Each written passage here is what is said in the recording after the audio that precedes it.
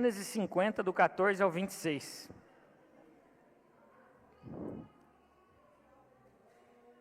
Todos encontraram? Diz assim a palavra do Senhor: Depois de sepultar Jacó, José voltou para o Egito com seus irmãos e com todos os que o haviam acompanhado. Uma vez que seu pai estava morto, porém, os irmãos de José ficaram temerosos e disseram: Agora José mostrará sua ira e se vingará de todo o mal que lhe fizemos. Por isso enviaram a seguinte mensagem a José: Antes de morrer, nosso pai mandou que lhe disséssemos: Por favor, perdoe seus irmãos pelo grande mal que eles lhe fizeram, pelo pecado que cometeram ao tratá-lo com tanta crueldade. Por isso, nós, servos do Deus de seu pai, suplicamos que você perdoe nosso pecado. Quando José recebeu a mensagem, começou a chorar. Depois seus irmãos chegaram e se curvaram com o rosto no chão diante de José e disseram: Somos seus escravos. José, porém, respondeu: Não tenham medo de mim. Por acaso sou Deus para castigá-los? Vocês pretendiam me fazer o mal, mas Deus planejou tudo para o bem. Colocou-me neste cargo para que eu pudesse salvar a vida de muitos. Não tenham medo. Continuarei a cuidar de vocês e de seus filhos. Desse modo ele os tranquilizou ao tratá-los com bondade. José, seus irmãos e suas famílias continuaram a viver no Egito. José viveu por 110 anos. Chegou a ver 3 gerações de descendentes de seu filho Efraim e o nascimento dos filhos de Maquir, filho de Manassés, os quais ele tomou para si como se fossem seus. José disse a seus irmãos: Em breve morrerei, mas certamente Deus os ajudará e os tirará desta terra. Ele os levará de volta para a terra que prometeu solenemente dar a Abraão, Isaque e Jacó. Então José fez os filhos de Israel prestarem um juramento e disse: Quando Deus vier ajudá-los e conduzi-los de volta, levem meus ossos com vocês. José morreu com 110 anos. Os egípcios o embalsamaram e o colocaram em um caixão no Egito. Curva sua cabeça mais uma vez, ore e fale com o Deus Todo-Poderoso nesta noite. Pai querido, nós queremos te agradecer, porque estamos na tua casa, porque estamos na tua presença. Nós queremos te agradecer, Pai, porque o Senhor nos ouve.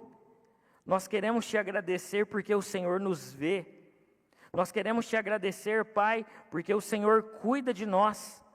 O Senhor tem o controle das nossas vidas nas tuas mãos. E nós, Pai, como filhos, nos entregamos confiantemente ao seu cuidado, ao seu amor e à sua graça. Pai, fale conosco através da tua palavra. Molde os nossos corações, nos corrija, nos admoeste, nos anime, renove as nossas forças, as nossas esperanças. É o que eu te peço nesse momento, Pai, em nome de Jesus e para o louvor da tua glória. Amém. As nossas vidas não são escrevidas apenas com tinta, mas com lágrimas. Ou a história das nossas vidas não é escrita apenas com tinta, mas ela também é escrita com lágrimas. Toda a existência, ela naturalmente tem os seus capítulos difíceis, as páginas borradas pela dor e algumas palavras também riscadas pela culpa. Há páginas das nossas vidas que a gente certamente gostaria de rasgá-las, de eliminá-las. Dias em que nós fomos feridos, dias em que nós fomos caluniados, noites em que nós choramos sozinhos e em um momento em que a dor parecia mais presente do que a própria presença do Deus Todo-Poderoso. É assim que as nossas vidas são formadas.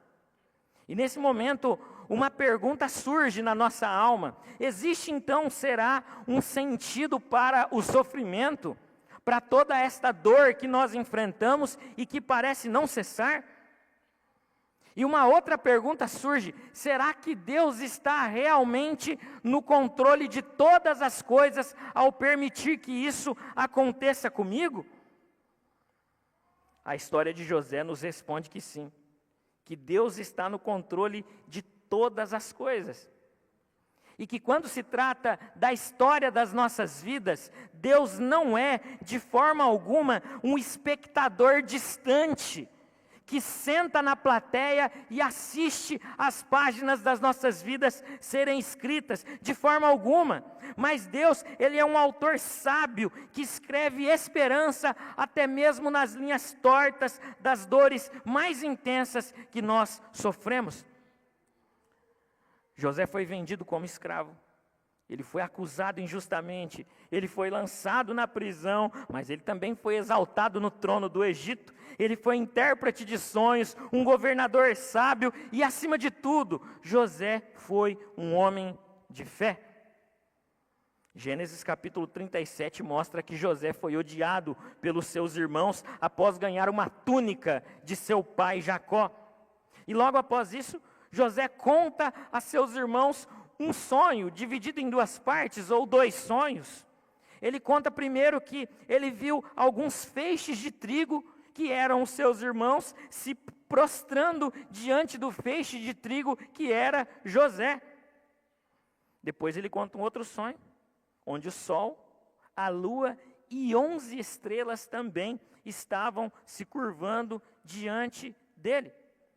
Após planejarem matar José, os seus irmãos resolvem então vendê-lo como escravo para o Egito, para alguns ismaelitas que estavam a caminho do Egito.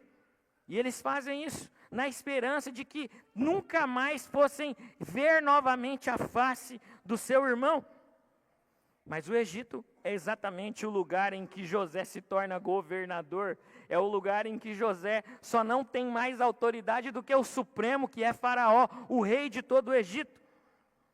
E depois a história vai se desenrolando e nós vemos que os irmãos de José fazem exatamente aquilo que o sonho havia dito, se prostram diante dele.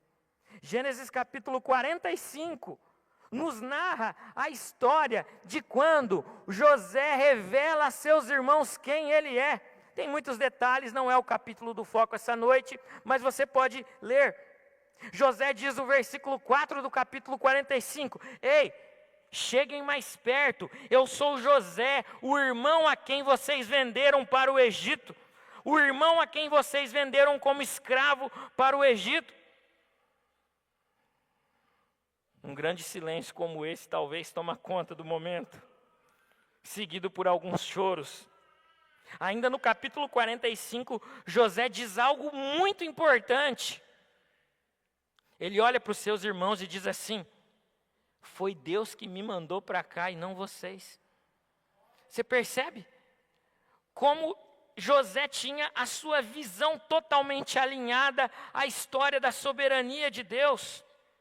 José sabe que a sua trajetória da cova até o palácio é um testemunho de que Deus jamais abandona os seus filhos, mesmo quando todo o cenário parece contradizer as suas promessas. Os irmãos de José tramaram mal, mas Deus estava conduzindo todas as coisas para um bem maior. Deus faz essas coisas, não é verdade? Eu já citei aqui o exemplo do tecelão, do tapeceiro, que vai tecendo ali. Se você olhar do lado de dentro ou lado de baixo do tapete, você vai ver um monte de linha torta, um emaranhado de fios, mas quando o tapete é virado, tem lá uma bela paisagem, um belo desenho. É assim que Deus faz também. No começo nós não entendemos aquilo que Deus está costurando, mas à medida que a história vai se desenvolvendo, nós podemos ver que Deus, na sua soberania, sabedoria, propósito e graça, sempre sabe aquilo que é o melhor para os seus filhos. José estava lá, reinando com o faraó no Egito, era o número 2, e quando tudo parecia normal, a história tem uma grande reviravolta. Os fantasmas do passado voltaram novamente ao presente. Não é assim que às vezes também acontece conosco? Às vezes, uma situação das nossas vidas que parecia resolvida, volta a nos trazer dores. Dores que nós já experimentamos lá no passado. A história de José ganha uma reviravolta quando o grande patriarca Jacó se vai. Os irmãos de José provavelmente pensaram alguma coisa do tipo: ele só estava agindo com graça conosco por causa da presença do nosso pai Jacó. E os irmãos de José então temem agora um acerto de contas. O nosso pai, aquele a quem José muito amava e aquele a quem José muito respeitava, estava vivo, logo José segurou um pouco, mas agora que o nosso pai se foi, José certamente vai se vingar de todos nós. A ferida antiga sangra de novo. A ferida que parecia sarada novamente se abre. Mas o que os irmãos de José encontram não é a vingança, mas o que eles encontram é o mesmo perdão que eles tinham encontrado no capítulo 45, quando José revela então a sua identidade a seus irmãos. Ao olhar para os irmãos que o traíram, José não apenas enxergou o passado, mas ele viu a mão poderosa do Senhor escrevendo algo maior. E ele disse: vós intentastes o mal contra mim, mas Deus o tornou em bem. Com essa frase, José convida a todos nós esta noite a olharmos a vida de um ângulo mais alto. Não apenas para ver as tentativas frustradas dos homens de guiarem a história, mas José nos convida a enxergar a invisível mão de Deus escrevendo com precisão cada linha e cada vírgula da história das nossas vidas. Por isso, nessa noite, eu afirmo que a mão de Deus escreve esperança nas linhas do sofrimento. Isso que eu quero que você grave essa noite. A mão de Deus escreve esperança nas linhas do sofrimento. Essa é a verdade que o Senhor tem para todos nós esta noite. Mas como a mão do Senhor escreve esperança nas linhas do sofrimento? A história de José nos mostra 3 momentos em que a mão soberana de Deus escreveu a história. 3 momentos. E o primeiro destes momentos se encontra nos versículos 15 ao 17 do texto lido, que é quando a culpa fala mais alto do que a graça. Quando a culpa fala mais alto do que a graça. A mão de Deus começa a escrever esperança na história de José. Não ignorando o passado, mas visitando algumas feridas que ainda sangram, tocando toda a culpa dos irmãos de José com graça e transformando todo o medo em uma confiança. É exatamente assim que descobrimos. Às vezes, o primeiro parágrafo da esperança nasce aonde a culpa ainda fala mais alto do que a graça. O texto abre com um profundo tom que toma o coração dos irmãos de José com muito medo. Vendo os irmãos de José que o seu pai era morto, disseram: talvez José nos odeie e retribua todo o mal que nós lhe fizemos. Versículo 15 do capítulo 50. Após a morte de Jacó, os irmãos de José são tomados por um medo antigo. Jacó estava vivo, José não faz nada contra os seus irmãos, mas agora Jacó não está mais presente. O patriarca não está mais presente. Sabe aquela coisa de família bem grande assim? Que quando está o pai ou a mãe, ou os dois, todo mundo de idade, os irmãos, todo mundo dá uma segurada ali na situação para evitar chatear os pais, que às vezes estão com muita idade, às vezes estão um pouco doentes, e eles deixam de falar em algumas coisas que gostariam um para o outro, só por causa da presença do pai. É exatamente isso que está acontecendo aqui. Só que agora o pai não está mais presente. Então os irmãos de José são tomados por um profundo medo, mas não apenas um medo. Os irmãos de José são tomados por uma culpa que a ausência de Jacó desperta nas suas almas.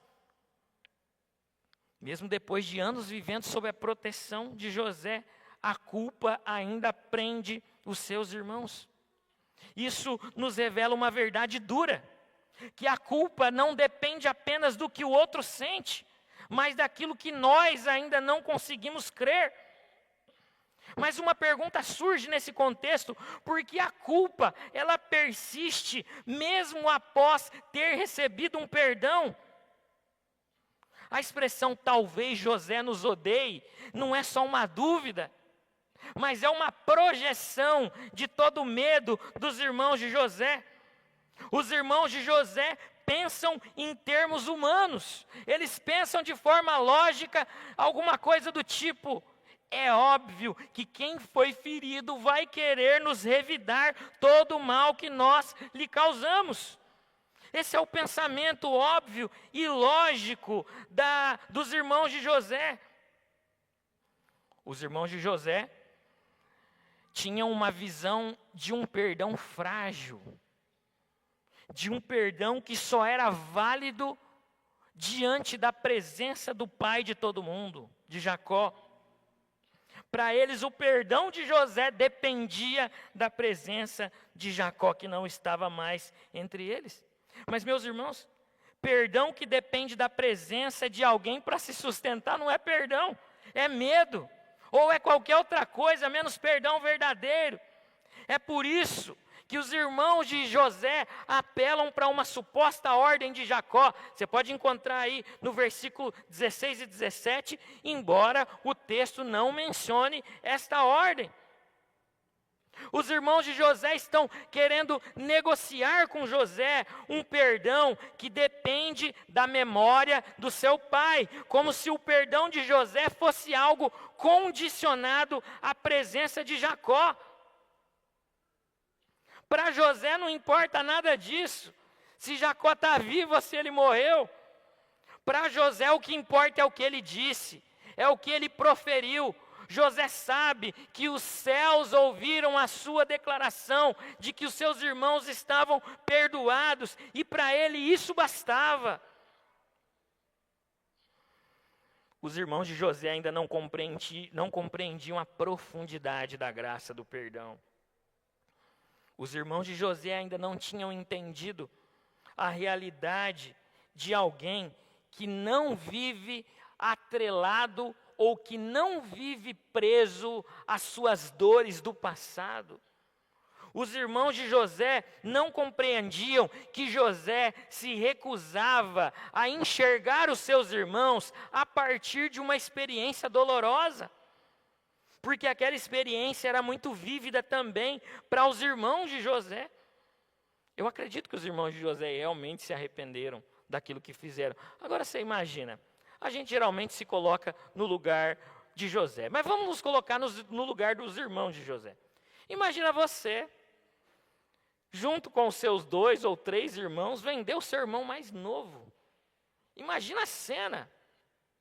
Imagina o peso do pecado após o arrependimento genuíno. É um tipo de peso, meus irmãos, que só a verdadeira graça pode aplacar, que só a verdadeira graça pode apagar. Os irmãos de José estavam esperando a justiça dos homens, mas receberam a misericórdia de Deus. Os irmãos de José prostraram-se diante de José, prontos para receber o castigo, mas ouviram as palavras que só o céu poderia pronunciar.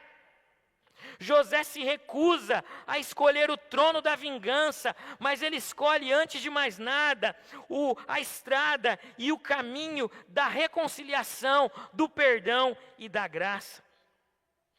Meus irmãos, enquanto o mundo espera retribuição, Deus sempre nos surpreende com a sua graça maravilhosa. E nós sabemos muito bem que a lógica do mundo é alguma coisa do tipo: você colheu o que plantou. Mas a lógica do reino é: Cristo colheu o que você plantou e agora te oferece o que só Ele semeou. Essa é a lógica do reino. E veja, eu não estou de forma alguma negando a lei da semeadura. De forma alguma eu faria isso. O que eu estou dizendo é que a graça do perdão, ela inverte todos os valores humanos estabelecidos e tidos por certos. A vingança é algo natural. A vingança é algo que pertence a nós. A graça não é. A graça é um escândalo para todos aqueles que não creem. O perdão é um escândalo para todos aqueles que não conhecem o poder verdadeiro e transformador do Evangelho. Por isso que José não finge que o mal não aconteceu. Ele sabe o que aconteceu. Os irmãos também sabem aquilo que aconteceu. Mas José se recusa simplesmente a punir o seu irmão por conta de todo o mal que eles lhes fizeram. E ao fazer isso, José está ensinando a graça ainda no Antigo Testamento. E obviamente, ao mencionar esta graça presente no Antigo Testamento, eu me lembro de alguém, de Jesus Cristo. Eu tenho um vislumbre dele. Ele que foi traído, que foi vendido, que foi injustamente acusado, que foi morto, mas que ao invés de vingança, ofereceu reconciliação aos seus perseguidores e àqueles que causaram a sua morte, que somos nós, por conta de toda a culpa e do peso do nosso pecado. Ao receber a mensagem dos seus irmãos, no versículo 17, José faz, sabe o quê? Chora. Olha que interessante. Os irmãos de José agora estão com medo de um homem chorão. Os irmãos de José mandam essa mensagem para ele. E agora José recebe essa mensagem, ao invés de pegar o seu chicote, os seus soldados e falar: eu vou me acertar com esse povo agora. Sabe o que ele faz? Ele chora.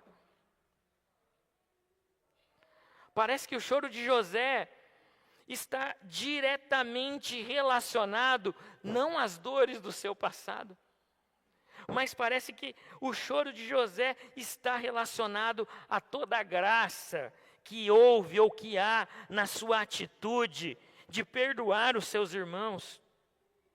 Os irmãos de José são um exemplo perfeito de que o coração ferido pela culpa desconfia até do perdão verdadeiro.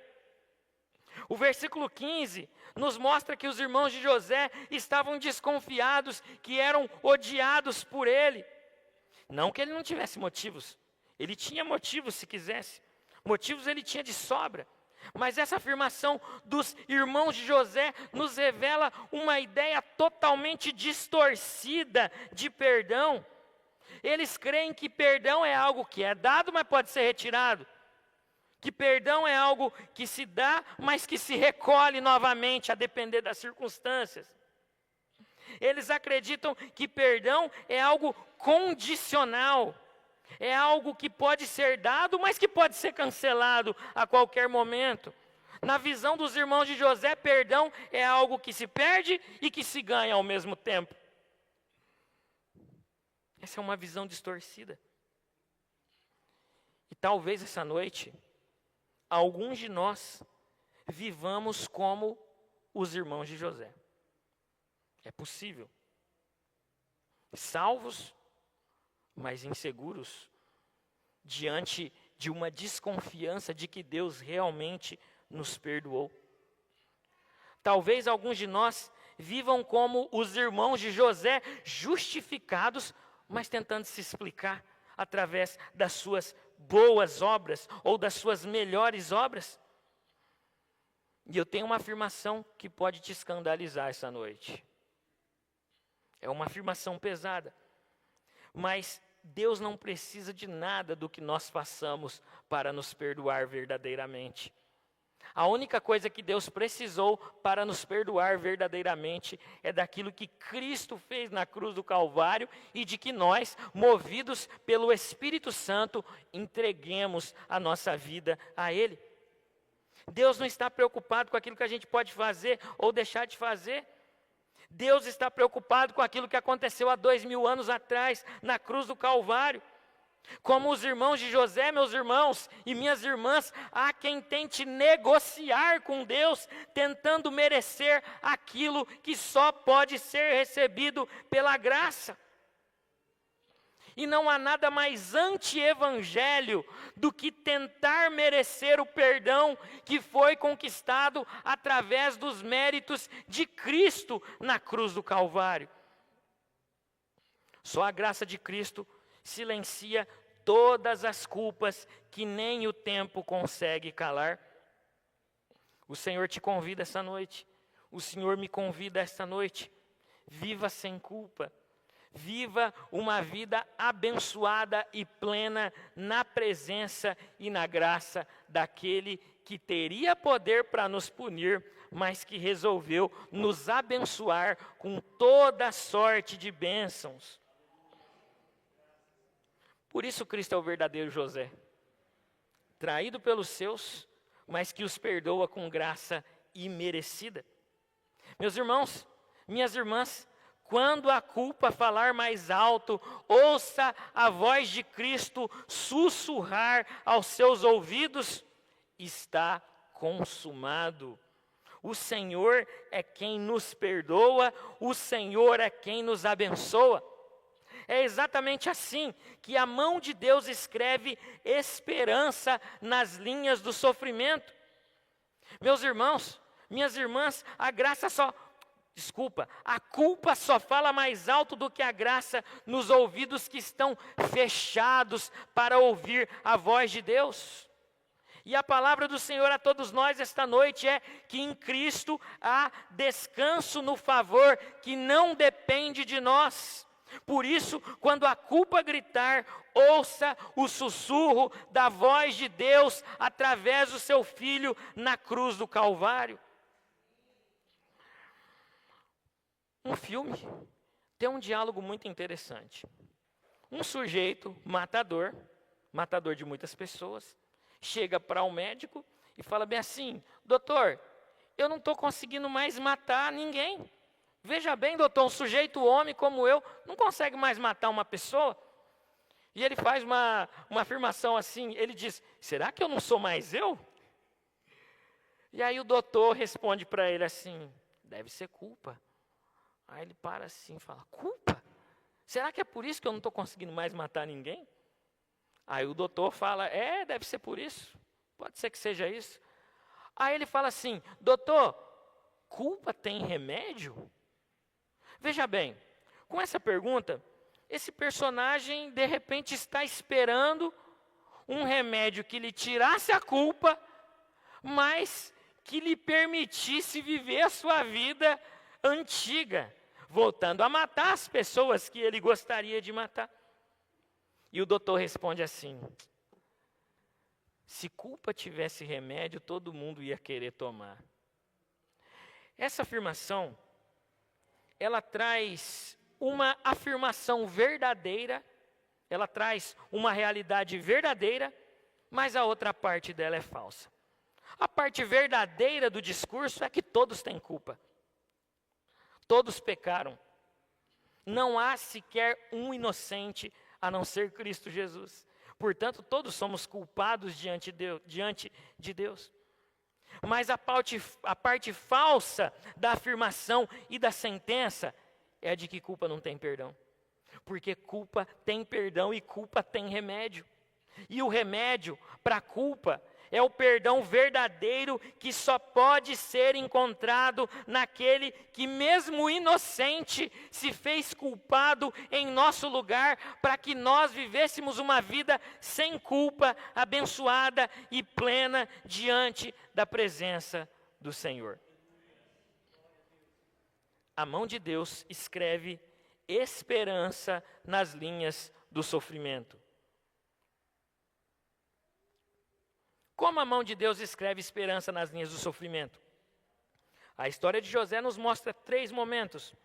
E o segundo momento é quando o mal se curva diante da providência. Versículos 18 até o 21 do texto lido.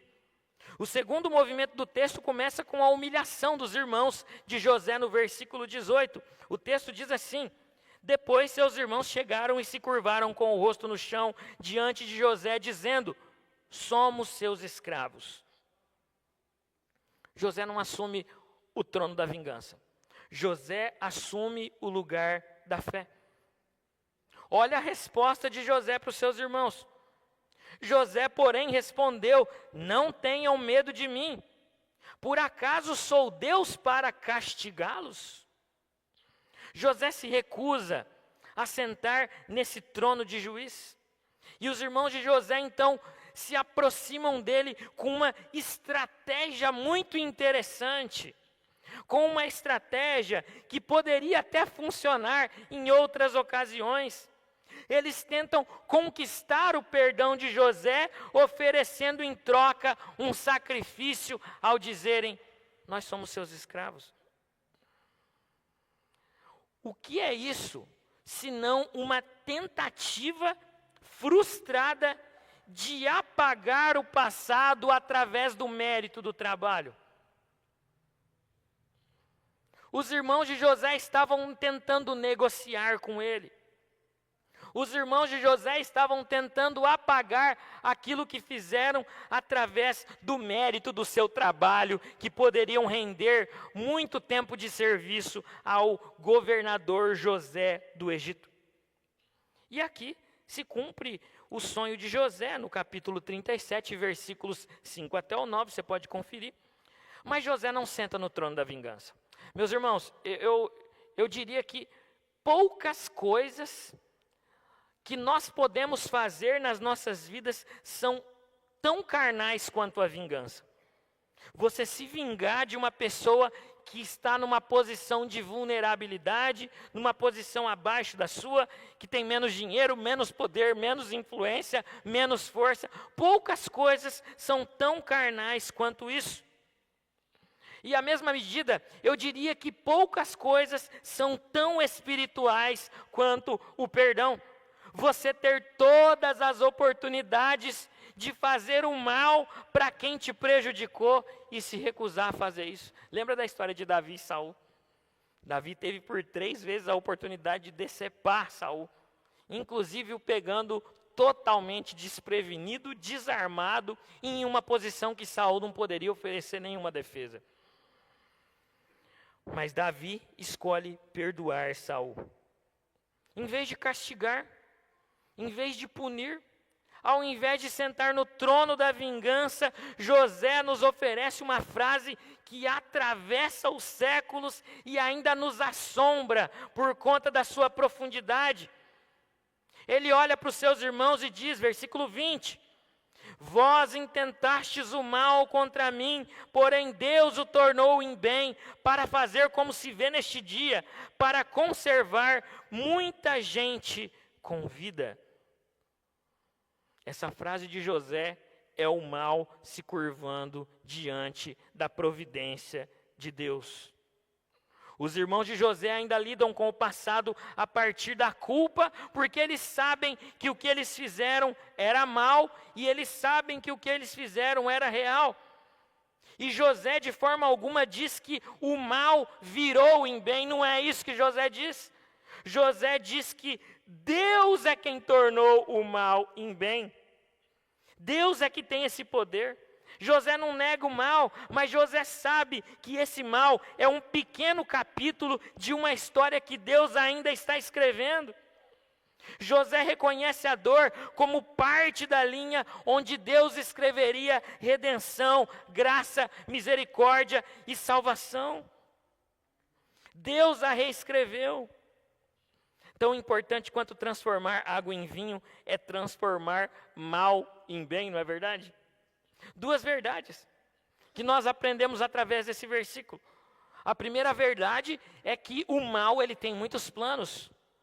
O mal, ele tem muitos planos para a vida de cada um de nós. Se entregue para você ver onde você vai parar, o buraco que você vai entrar. E a segunda verdade é que só Deus tem o roteiro final das nossas vidas, e quando Deus bota a caneta dele, não há nenhuma letra que tenha sido escrita que se sobreponha à letra da caneta do Senhor escrevendo a nossa história. A providência, meus irmãos, não apaga a dor.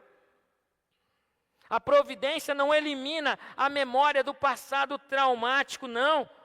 A providência redime a dor. A providência transforma a dor. A providência faz com que a dor não doa mais. A providência faz com que a dor não nos mova em direção à vingança, ao trono da vingança. É assim que o Senhor faz. José enxerga a dor como parte de um plano maior. Ele reconhece a maldade dos seus irmãos, mas não a idolatra e nem se esconde atrás dos seus traumas, como nós muitas vezes fazemos. Nos escondemos atrás dos nossos traumas, como se o Senhor não tivesse poder para redimir a nossa história. José age como se nem lembrasse desse episódio, não porque esqueceu, mas porque Deus o redimiu. Essa é a beleza da providência. Essa é a beleza da graça. Deus derrota o mal sem sujar as mãos, usando para cumprir o que só Ele mesmo pode realizar nas nossas vidas. A frase de José, acaso estou no lugar de Deus? Ele reconhece os seus limites e ele não toma para si o papel de juiz. Esse é um eco, é um grito antecipado de Romanos 12, 19, onde o Senhor, através de Paulo, diz: a mim pertence a vingança, diz o Senhor. Meus irmãos, a dor de José não foi em vão. A sua história foi costurada por Deus para que vidas fossem salvas.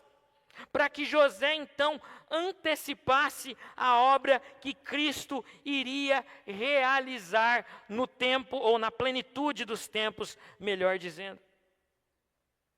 A cruz de Cristo é o Gênesis 50 da redenção. O maior de todos os males já cometidos na história do mundo, do universo, não foi quando nos caluniaram. Não foi quando mentiram contra nós. Não foi quando inventaram terrores sobre o nosso testemunho. Não foi quando nos bateram. Não foi quando deixaram de nos amar. O maior de todos os males cometidos foi quando Deus entregou voluntariamente o seu Filho Jesus para vir a este mundo, morrer o nosso pecado e morrer a nossa morte. Este foi o maior de todos os males.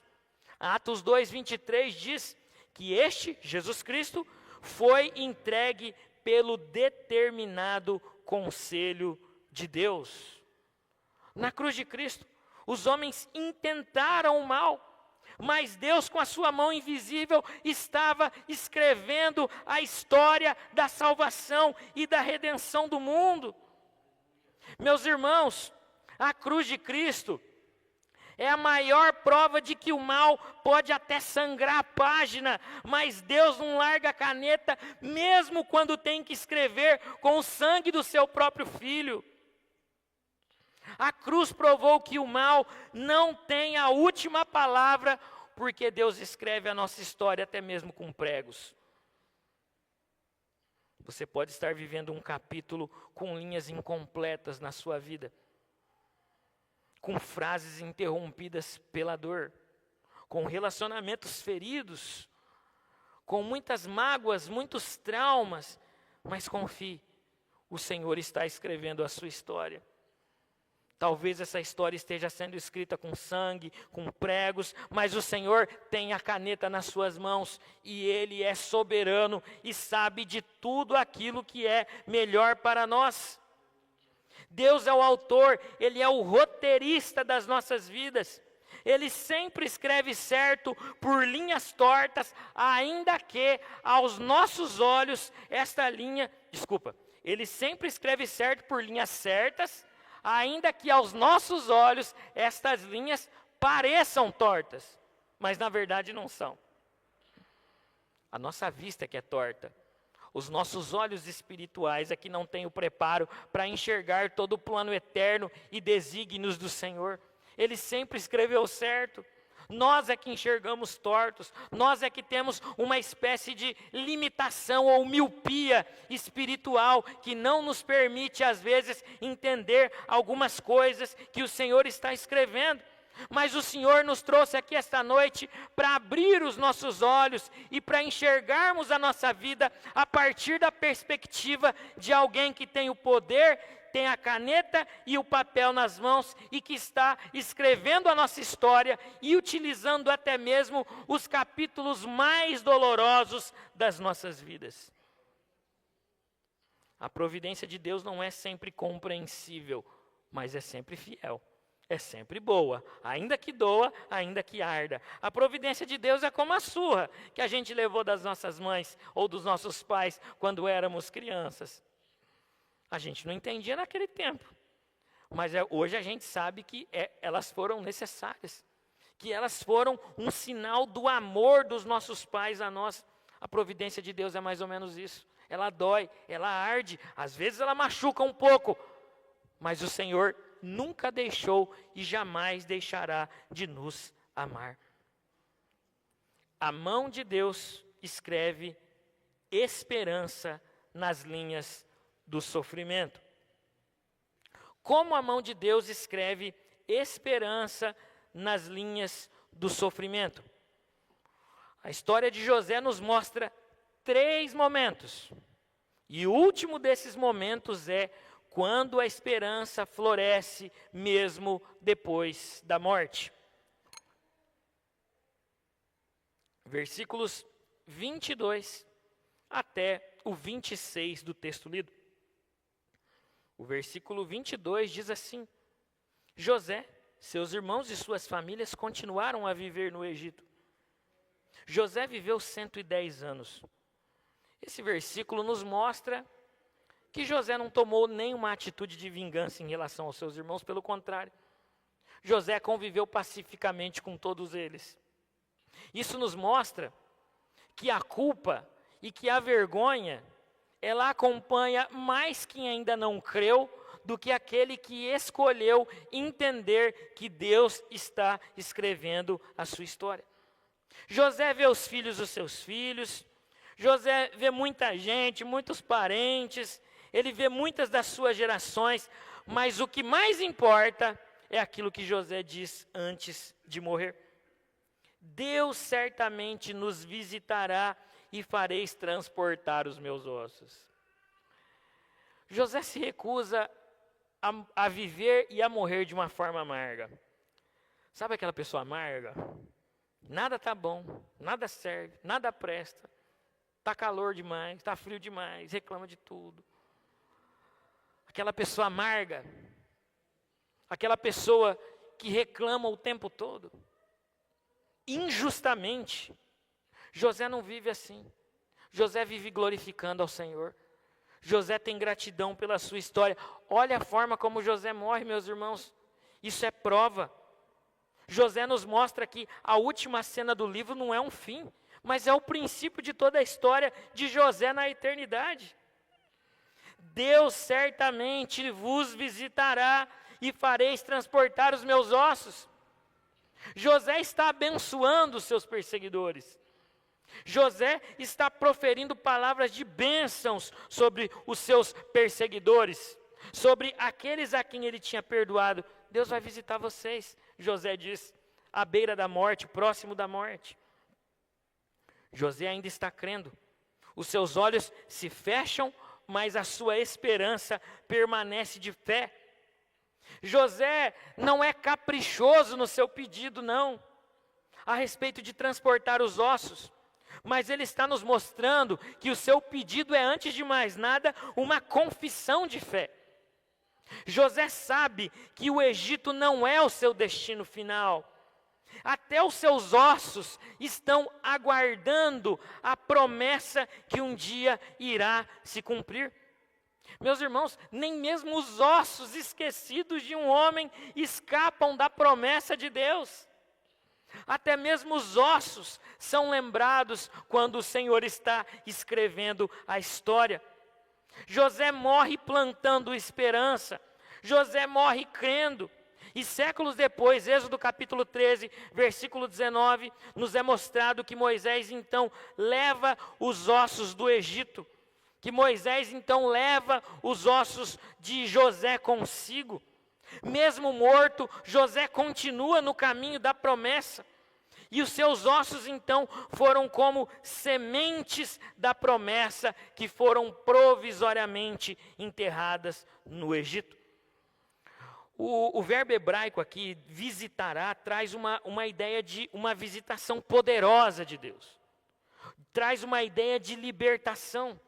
E isso se cumpre exatamente no Êxodo, quando o Senhor envia Moisés para retirar o povo de Israel ali do Egito. Isso nada mais é do que um prenúncio da vinda de Jesus Cristo, aquele que iria nos libertar totalmente de toda a escravidão do pecado. Josué capítulo 24, 32 nos mostra que os ossos de José são levados até a cidade de Canaã, testemunhando então toda a fidelidade de Deus com este servo. Hebreus 11, 22 também fala sobre os ossos de José, naquele contexto daquilo que nós chamamos de galeria dos heróis da fé. Mas uma pergunta importante para nós esta noite, muito importante: como é que você deseja passar os momentos finais ou os anos finais da sua vida? Glorificando ao Senhor ou se lamentando pelo passado, pelas suas dores e pelos seus traumas? Como você deseja passar os momentos finais da sua vida? Carregando os fantasmas do passado que um dia te assombraram, ou celebrando a fidelidade de um Deus que é poderoso para te fazer perdoar, apesar de todas as dores que um dia você viveu? José perdoou seus irmãos e conviveu muito bem com eles durante todo o restante da sua vida.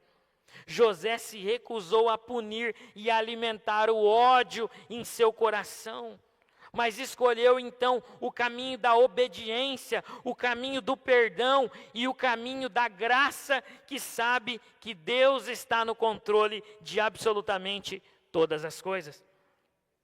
A frase "Deus vos visitará" agora ecoa na cidade de Belém, ressoa na cruz e aponta para Jesus Cristo no seu túmulo vazio. Meus irmãos, Cristo é a visita definitiva de Deus aos homens. Cristo é a visita final de Deus a todos nós que vivemos e que iremos morrer na esperança de que um dia nós estaremos na eternidade com Ele. E Cristo não apenas morreu na esperança, Ele não apenas morreu para cumprir estas promessas de Deus, mas Ele ressuscitou para garantir a minha e a sua esperança. José confiou na promessa que ainda não havia se cumprido. Quanto mais nós, que tivemos a grata ou o grato privilégio de contemplar o túmulo vazio. O túmulo está vazio, Cristo não está mais lá, Ele ressuscitou. Ele levou consigo todas as nossas dores, os nossos pecados, a nossa culpa. Ele carregou sobre si tudo aquilo que poderia nos condenar. Ele poderia nos condenar, mas escolheu nos perdoar, nos agraciar e nos abençoar. Em Cristo, até os nossos ossos têm um futuro. Em Cristo, até a morte tem um fim. E Deus escreveu a última linha da história do seu Filho nesse mundo com ressurreição, e ainda vai escrever um outro capítulo com a volta do seu Filho para nos levar definitivamente a este lugar que Ele separou para todos nós. É por isso que quem tem Cristo pode viver e pode morrer em paz. Porque o Senhor garante esta paz que excede todo o entendimento. Porque o Senhor nos garante esta graça. A esperança em Cristo floresce até onde a morte pensou ser o seu fim. Meus irmãos, minhas irmãs, a mão de Deus escreve esperança nas linhas do sofrimento. José foi sombra, Cristo é a luz. José foi um instrumento, Cristo é o Redentor. Absolutamente tudo em José, meus irmãos, aponta para alguém maior do que ele. E tudo em Cristo cumpre aquilo que José simplesmente anunciou. Assim como José, Cristo foi traído, foi vendido, injustamente acusado, foi esquecido, ele apanhou, mas ele foi exaltado. E ele ressuscitou para garantir esta vitória final do seu povo. E assim como José, Cristo perdoou aqueles que o feriram. Lembra das palavras de Cristo: Pai, perdoa-lhes, porque eles não sabem o que fazem. Mas ao contrário de José, Jesus não apenas salvou o povo do Egito, mas ele salvou o mundo da morte eterna. Meus irmãos, Cristo é o pão vivo que desceu do céu, Cristo é o Senhor que se fez servo, Cristo é o Deus poderoso que morreu a nossa morte para carregar a nossa culpa. Meus irmãos, Cristo é o autor que entrou na nossa história para escrevê-la através do seu sangue derramado na cruz do Calvário. Se a mão de Deus escreveu esperança com José, ela escreveu eternidade com Jesus. Por isso, lembre-se de José e confie em Cristo, o nosso dono, o nosso rei e o nosso Senhor. Porque ele não apenas escreveu esperança nas linhas do sofrimento, mas ele também se deu em nosso lugar, se doou para que nós vivêssemos uma vida sem culpa e abençoada diante da presença do Senhor. Talvez a mão de Deus esteja escrevendo esperança nas linhas do seu sofrimento nesta noite. Talvez você esteja enfrentando dias de sofrimento, mas a mão do Senhor está escrevendo a sua história, mesmo que você não a veja, mesmo que você não a perceba, o Senhor está contigo e Ele vai continuar cuidando e escrevendo a sua história. Se coloque de pé, curve a sua cabeça e vamos orar neste momento para a glória do Senhor.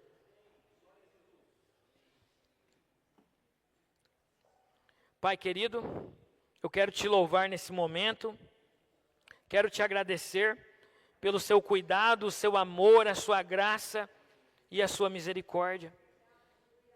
Pai, sustente-nos na tua presença, ainda que a nossa fé, muitas vezes fraca e abalável, ela esteja vacilante.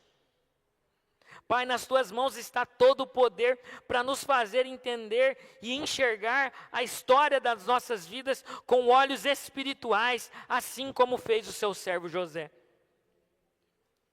Pai, nós confiantemente declaramos que nas tuas mãos está todo o poder para escrever a nossa história. O Senhor é o nosso autor, o Senhor é o nosso escritor, é o nosso roteirista. Nas tuas mãos, Pai, está a caneta da história das nossas vidas. Nós confiamos em Ti. Nós declaramos com a nossa boca e com o nosso coração, Pai, que o Senhor é o nosso Rei, o nosso Senhor, e o Senhor é Cristo, aquele que nos salva, aquele que nos redime e aquele que nos faz viver livres de toda a culpa, de todo o pecado. Muito obrigado, Pai. Nós te bendizemos e te adoramos, para o louvor da tua glória. Amém.